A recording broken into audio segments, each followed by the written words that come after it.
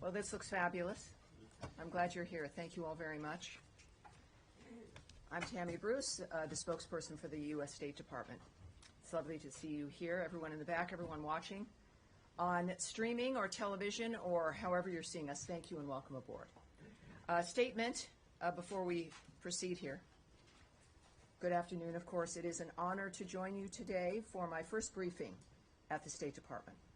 My commitment to you and to the American people will always be to speak directly and clearly about the policies and priorities of our country's lead diplomat, Secretary Marco Rubio, and the great men and women who serve the U.S. Department of State.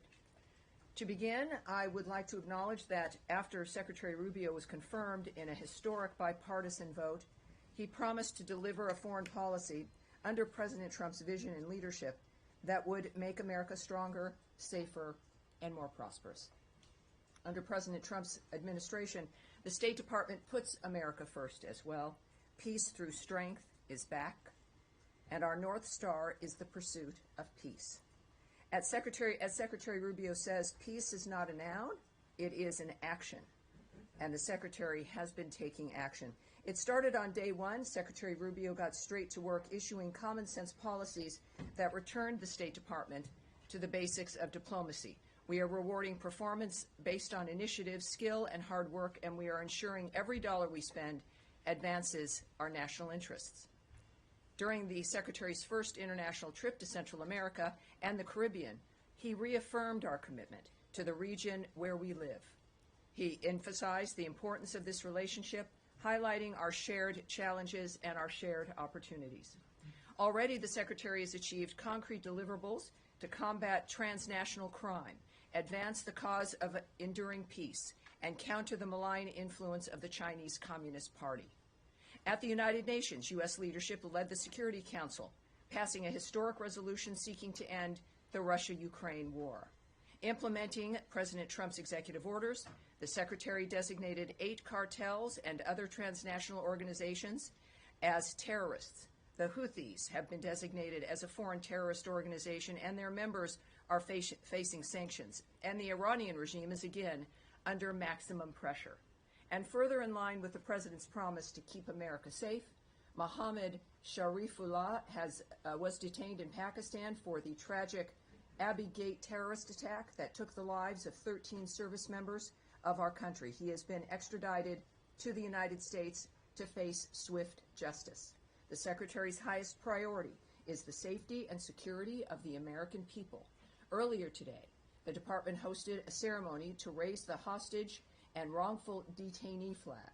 The flag symbolizes the United States' commitment to Americans unjustly held overseas, and it will fly in front of the State Department through March 9th, which is the second U.S. hostage and wrongful detainee day. This administration has worked tirelessly to bring unjustly detained Americans home and to secure the release of all the hostages held by Hamas. And we will continue to do the critical work to accomplish this goal. During this historic joint event the other night, President Trump made clear that the United States is advancing our national interests to ensure the 21st century is an American-led century. America is back. I'm honored to stand here before you and to deliver this information for the American people, which they deserve to hear from their State Department. As someone who has served over, well, a long time in media, I understand firsthand that a free press is vital to our democracy. I look forward to engaging on our U.S. foreign policy priorities for the benefit of the American people.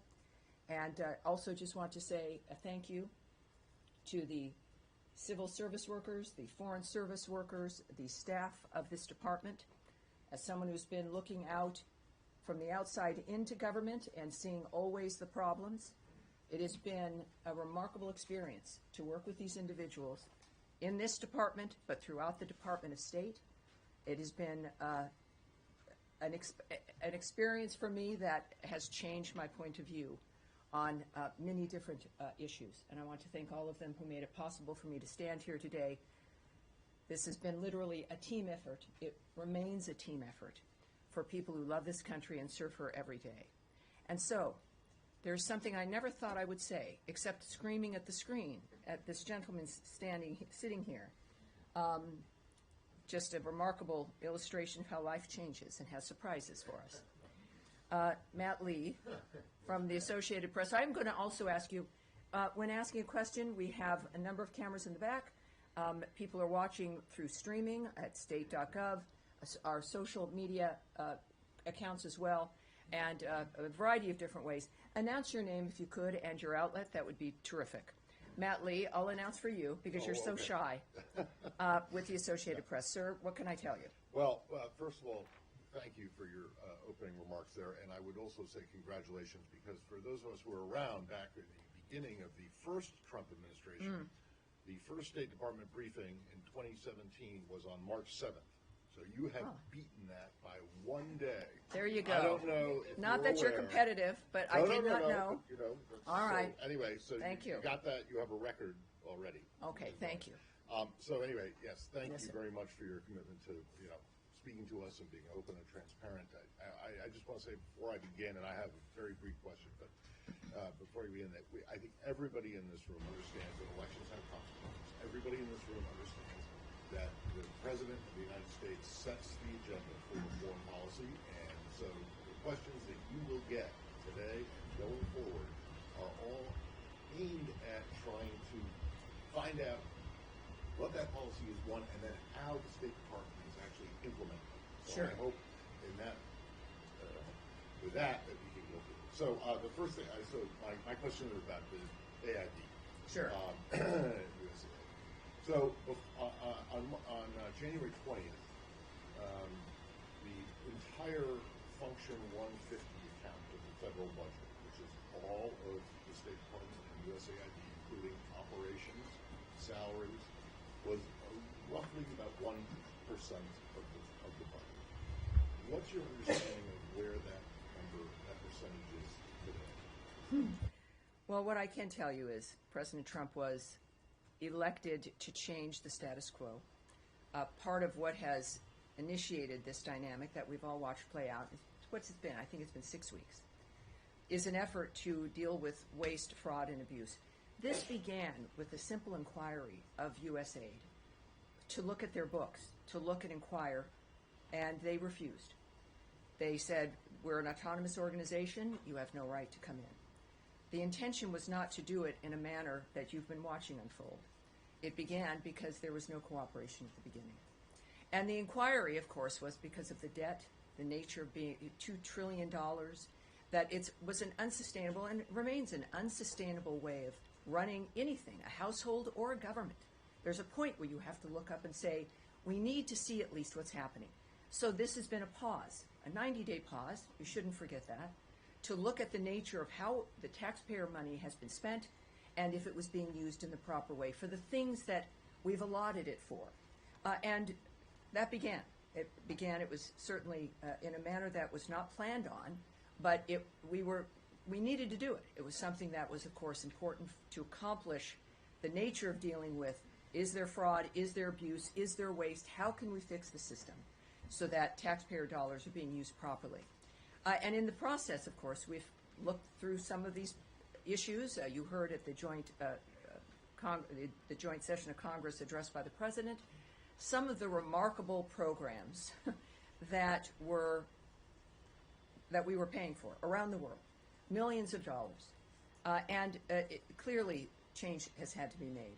And that's what we're doing right now. There's change not only when it comes to what's being funded, but also how the bureaucracy works, and if a bureaucracy the size that it was needed to exist in the way that it exists. All of this review is important. At the same time, within a review like this, because you're looking at whether or not there's an efficiency in the way money is spent, it doesn't mean that we're not going to be doing foreign aid. It's a matter of how are we going to be doing the aid, and if it is effective, and if it is efficient, and if it achieves the goals that we want that make America safe, more prosperous, more secure, and there's nothing that's deviated from that. On the issue of the numbers, you asked about numbers. Clearly, this is a rapid dynamic. This is a process that is an internal process that involves an entire host of decisions that are being made over a number of different bureaus and dynamics that I'm not a part of.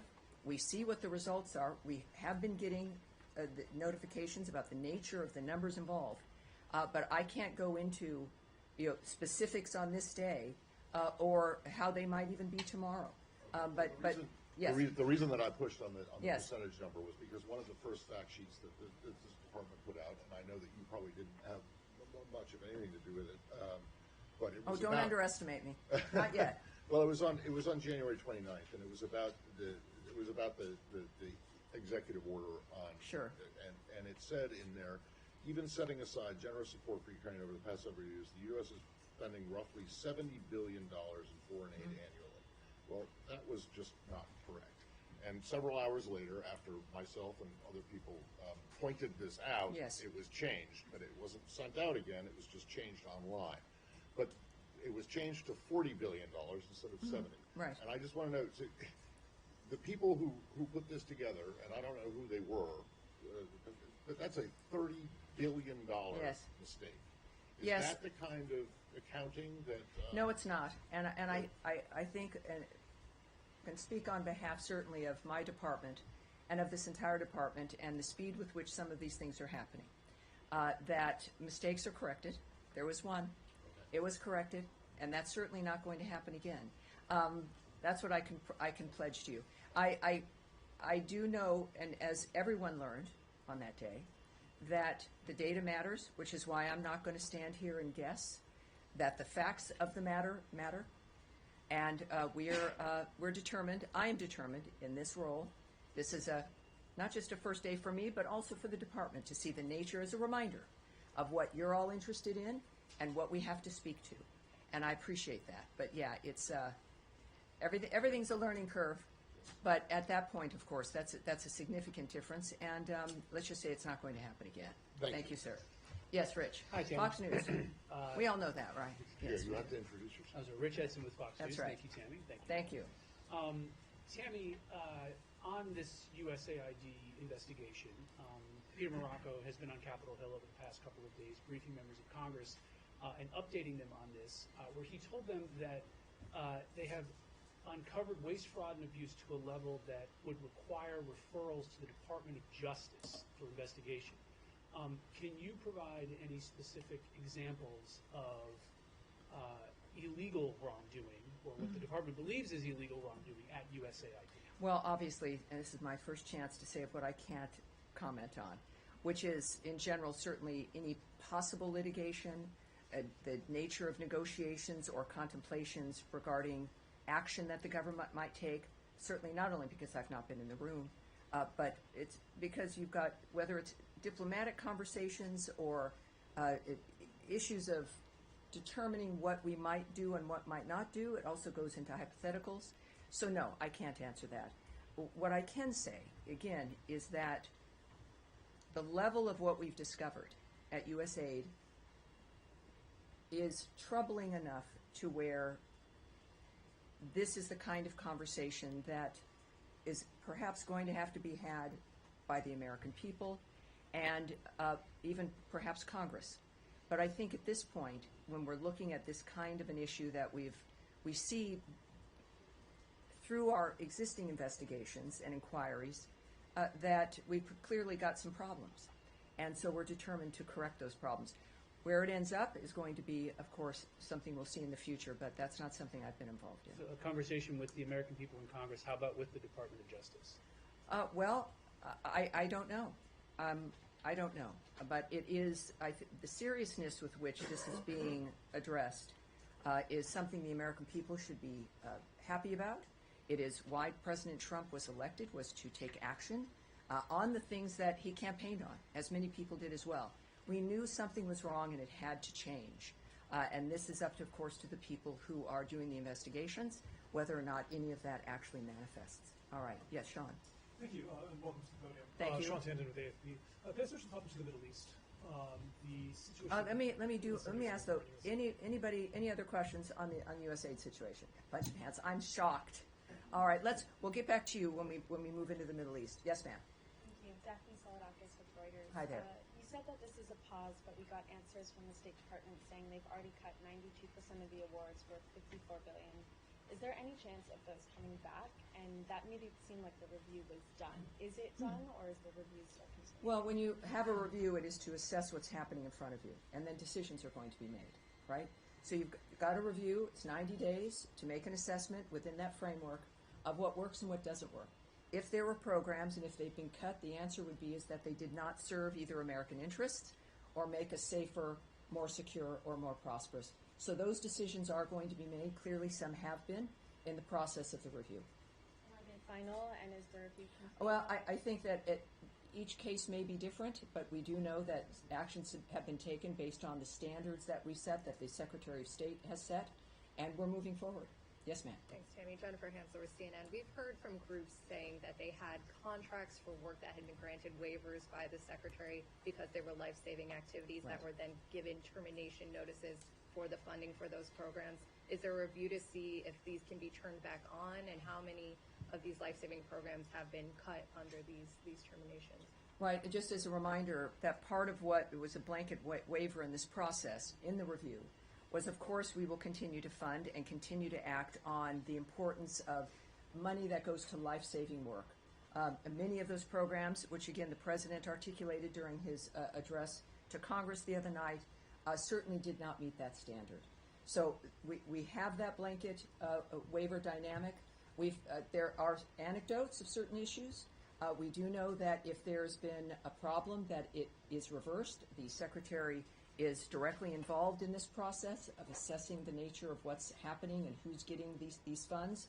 There is also a process for people to reach into the State Department to make the difference, to apply for a specific waiver, or to indicate if there's an issue and make their case for these situations. And I know the Secretary cares about the nature of foreign aid. It is something that has been, he's spoken about for years throughout also his tenure as a senator. And he is, I have to say, I did not know him well when I started in this position. And his commitment to the country and his personal involvement has been heartening. And I'm sure that in this kind of a dynamic, we've had some frameworks that have been arranged where people can get into the State Department, indicate if there's been an issue, and then action can be taken on those. Yes, sir. But yes, sir. Yes, ma'am. CBS. Hi there. To follow up on one thing on Jenny's question. Will we see a full list of the grants and the programs that have been cut or that will be cut in this 90-day review? You mentioned that there should be a conversation with the American people. Of course. And that I assume that means it would be something that would be transparent for people to see the list of the programs that have been cut.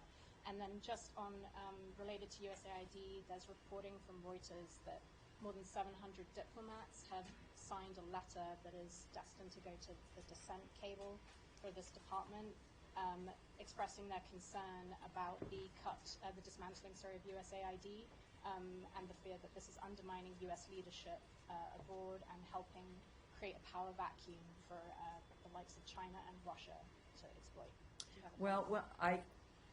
Your question's important because it is about the list and what's been cut and what has been kept, and that is something that I want before I presume, because that's something I've learned to not do in this particular role, is to make sure that I have the right answer for you. So I'm going to make sure that we go back and this is also for me it's important because I think many Americans have questions about the nature of the details of what's happening, but it is the foreign policy of the world, obviously clearly major decisions being made, and my goal is to make sure as we can so that there's a serious ability to kind of own the information I'm saying to you. Those are going to be times when I have to come back to you, and this is one of those times. But it's a good question, and yes, I'd like to get that for you. And then with Matt's with the dissent cable? In that regard, we have a dissent cable framework that we're very proud of, that is important. And from what I've learned is that did not actually go out in that framework, but also we will not discuss those if there is internal communications or the nature of something like that transpiring. All right. So done with USAID and our Middle East now, Sean? Sure. Let me kick it off. Can I ask you about there's a pressure, of course, at Hamas to extend the ceasefire deal. Israel on Sunday said that it's cutting off humanitarian assistance going into Gaza as a way of pressure. The European countries, the European allies of the United States, have criticized this, saying that the situation, in their words, is quite catastrophic in Gaza. Does the United States support the holding of food and other assistance at this point as a way to achieve these aims? Well, what we've said before, and has been the case before, is that aid can only be delivered in a safe framework. So as long as it is something that is unsafe, or we can't guarantee the safety of something moving in, that is going to be stopped. It is not a withholding, but it's certainly it's a reflection of the framework of the situation on the ground, and that continues. In the meantime, I think that it is also very clear, and this is the President certainly has been tweeting about certain situations with Hamas and the nature of what was expected and has been repeated continually, that all the hostages have got to be released. They need to be released now. The bodies they are holding, everything, everyone needs to be released. And without doing that, there is no path forward. Secretary Rubio has made clear that as long as Hamas exists in that area, with a gun, without a gun, as long as they are a factor in Gaza and exist, there is no way forward. It is an impossible situation. It is monsters who are controlling and destroying Gazan lives and the lives of people around the region.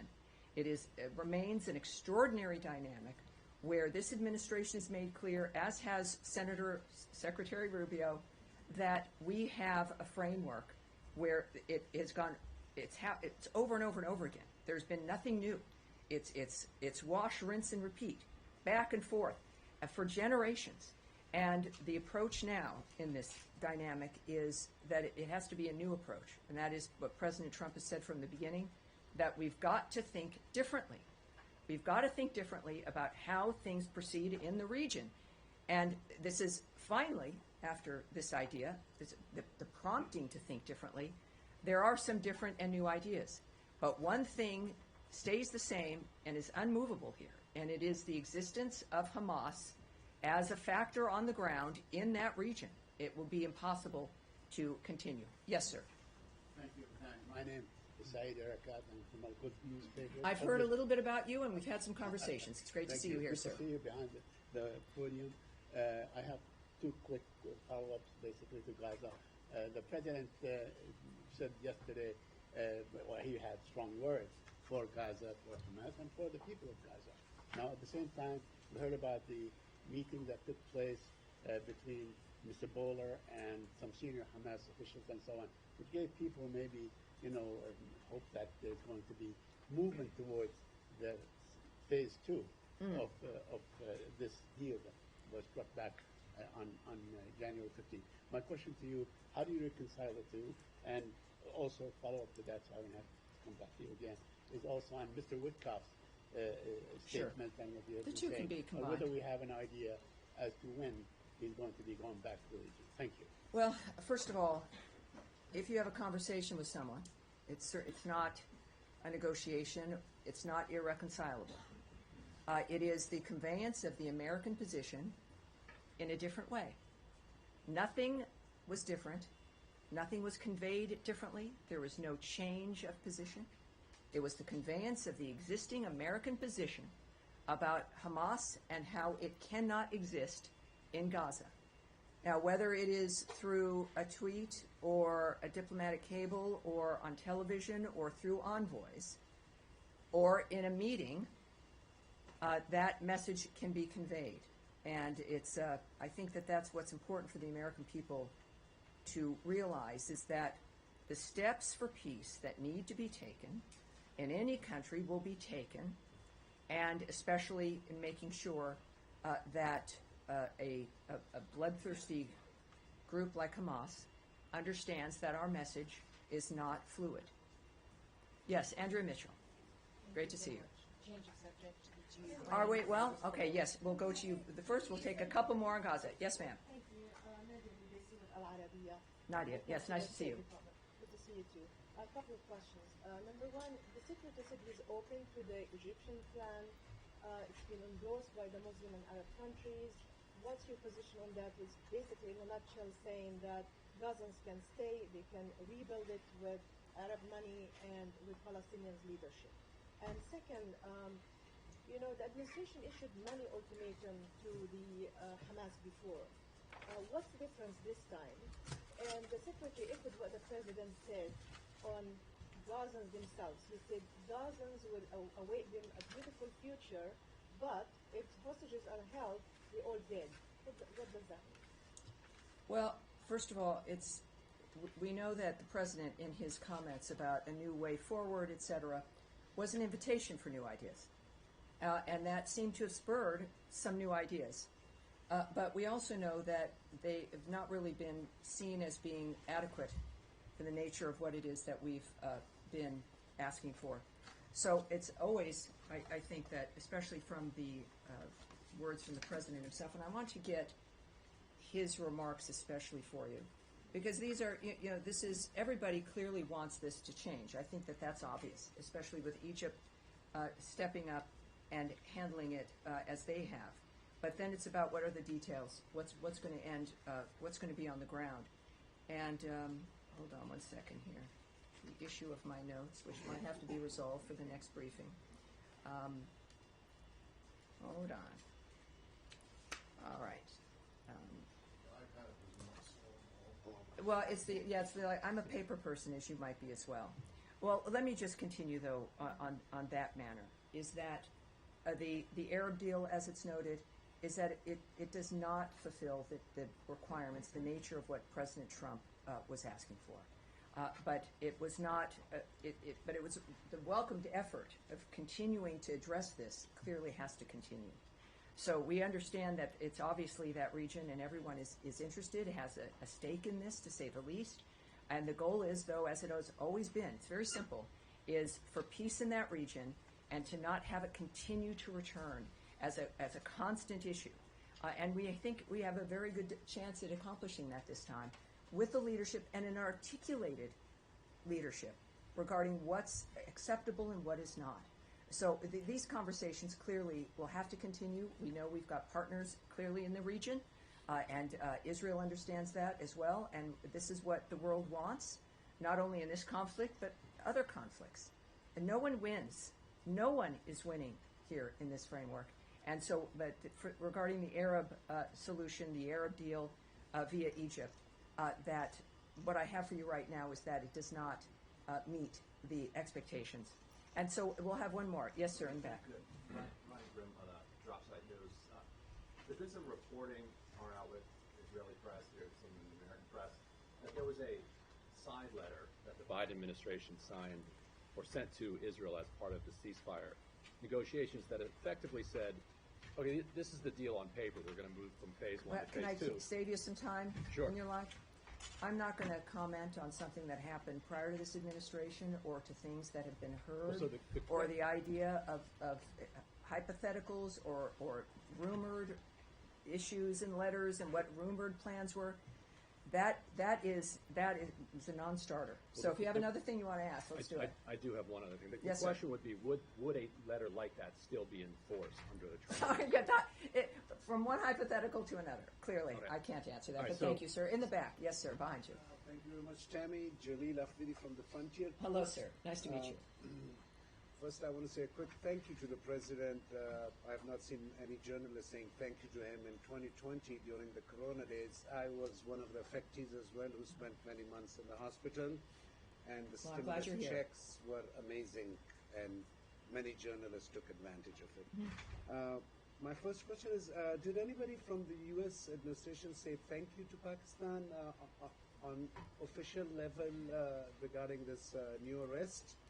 And second, is the president aware that the most popular leader of Pakistan, Imran Khan, has been in jail now for the last 3 years, and lots of atrocities has happened, but is the president at all interested in paying a little attention to Pakistan besides this?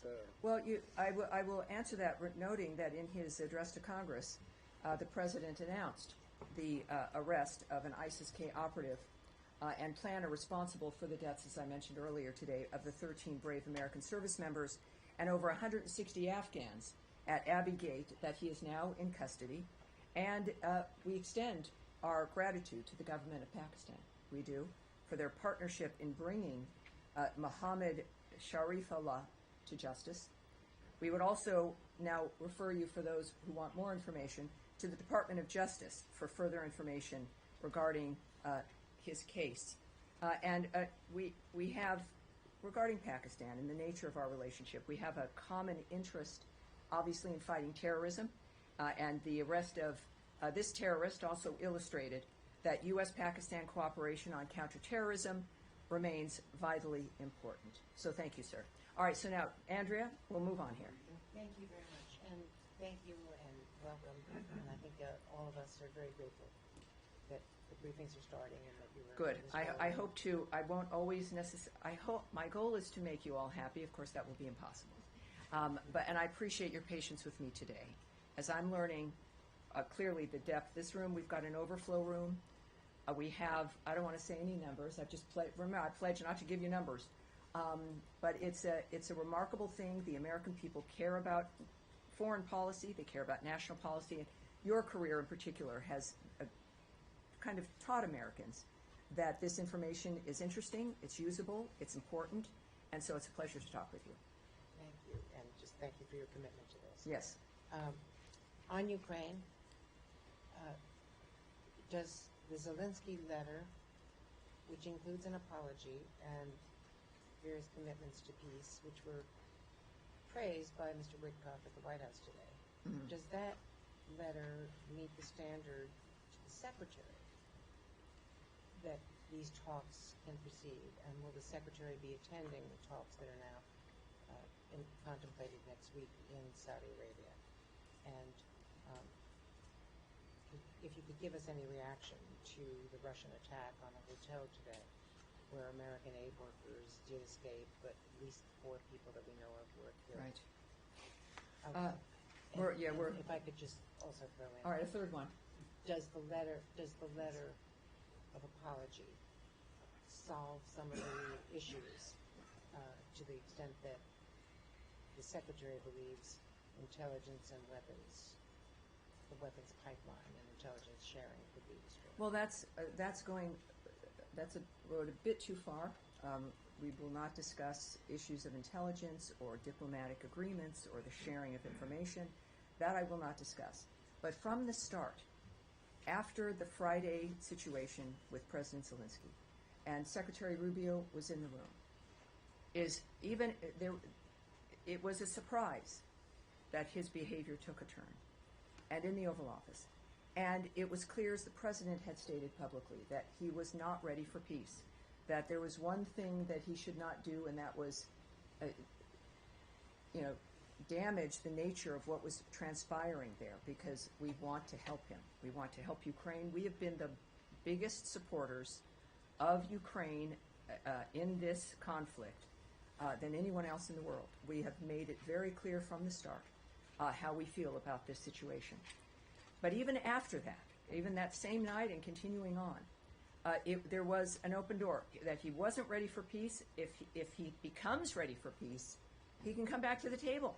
It was certainly not something that eliminated the potential to continue. But what it did do was highlight, and clearly with the follow-up message from President Zelensky, there was an awareness that, as he said, it did not go as planned, right? It was not a situation that was good or helpful, and as I'm paraphrasing here, and clearly indicated that he was ready to come back. I have not spoken in the last few hours with the Secretary, but I do know that his posture has been the same, is that we have a goal, and we see what's happening. We want to make sure that certainly the President understood what was happening, that this door was still unlocked, that he could return as we were looking at the nature of what was transpiring in Ukraine, that it's a stalemate. The Secretary has called it a meat grinder. Hundreds of thousands of people dead, and the carnage not stopping. It's a stalemate where both parties have to be brought to the table to end it. We also had terrific success, as I mentioned in my opening, at the UN, the first time since the beginning of this conflict, a 3-paragraph statement about ending the conflict passed without opposition in the Security Council, which is a statement from those members, but also from the UN in general. It appears with that note that President Zelensky understands what's at stake, that we are here to help him, that there is one person who can bring those parties to the table, and it is President Donald Trump. The Secretary has understood that from the beginning. This is a united understanding that this has got to end, and these are men who understand what America can do to help that come to an end. And I would believe, with what has been said before, that in fact, if the President and the Secretary believe that President Zelensky is serious and that we can move forward, they have stated, in fact, that we would. So we look forward to that. And Saudi Arabia? What about Saudi Arabia? Is it contemplated that the Secretary would be attending? I cannot comment certainly on issues that either have been discussed in a diplomatic framework or arrangements that might be implemented regarding these kinds of diplomatic negotiations or efforts. So I'm sorry, but I can't do that. All right, yes, sir, in the back. From the BBC. Thank you for starting the briefings again. On the issue of the European peacekeepers, which the British and French have both said they're prepared to put into Ukraine under the President's plans, we heard from Sergei Lavrov, the Russian Foreign Minister, today, who said that this would mean direct, official and unconcealed involvement by NATO countries in a war against the Russian Federation. There is no room for compromise, and this is an overtly hostile aid. Do you have any concerns about that? Well, I don't comment on remarks by leaders or foreign ministers of other countries. I'm here to represent the Department of State and Secretary of State Marco Rubio. What I think the people of the world should note is the choices that are made by Secretary Rubio, by President Trump, and the actions that we take to implement our commitment to peace. Yes, ma'am, in the back. In the pink. Thank you. Thank you very much, Tammy. I'm Jenny Back with USA Journal, Korea. I have two questions. First question, President Trump pointed out in his State of the Union address that South Korea has imposed tariffs 4 times higher.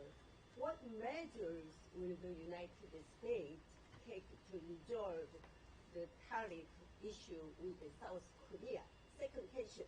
Last week, the North Korean Workers' Party secretary visited Russia and met with President Putin to upgrade the level of the Russia and North Korea alliance.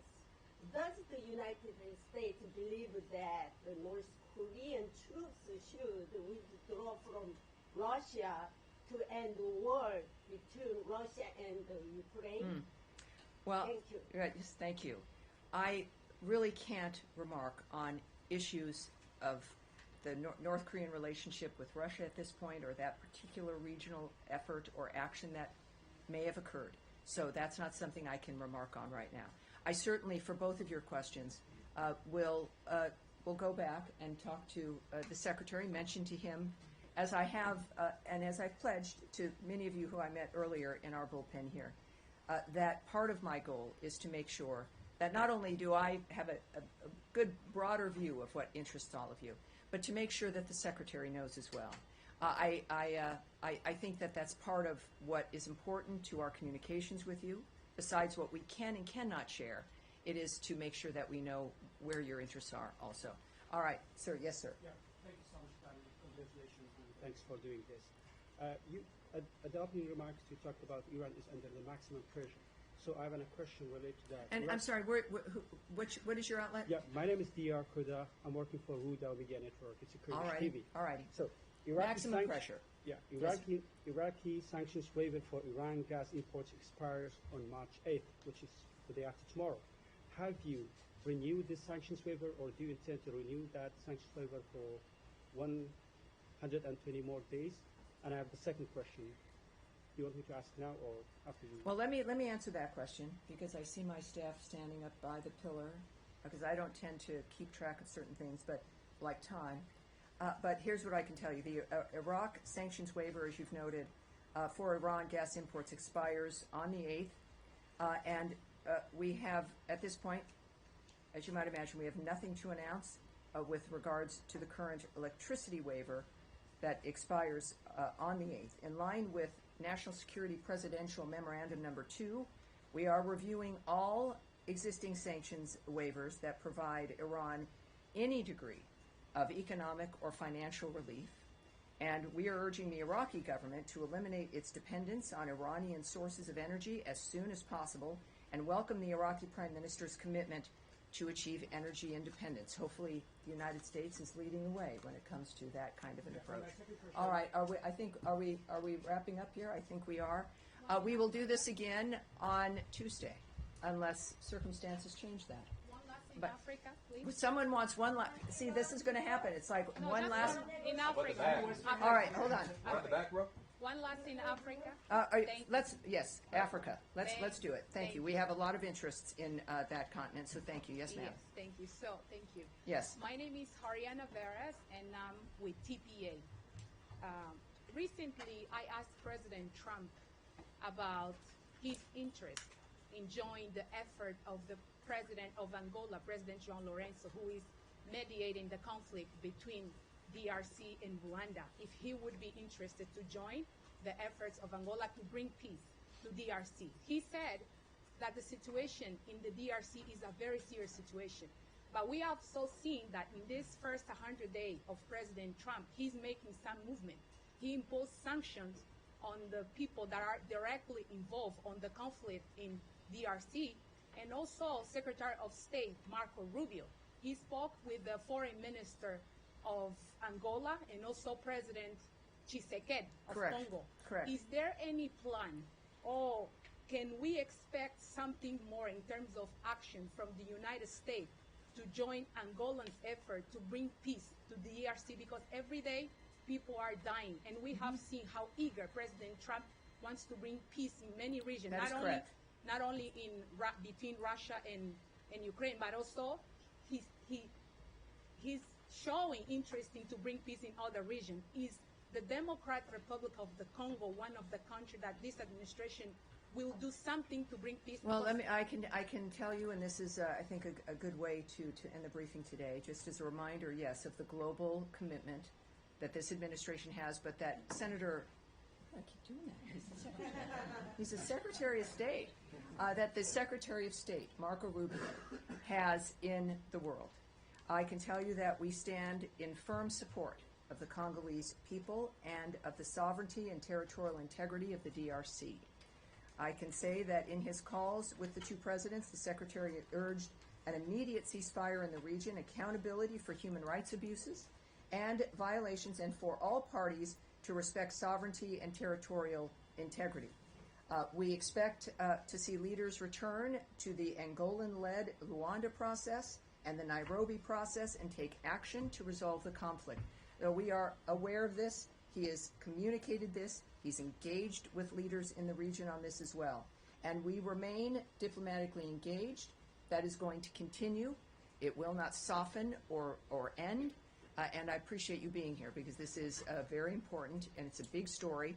Might not get as much coverage in the media, but there's a lot of problems here in the world, and the Secretary is committed to solving them, as is the President. So it is a team and a whole of government understanding that our world here at home needs to change and reform, and the way that the world is unfolding now with its conflicts, that needs to reform as well. So the DRC, thank you. All right, everyone, thank you very much. I'll see you on Tuesday as well. Thanks for being here. Appreciate it.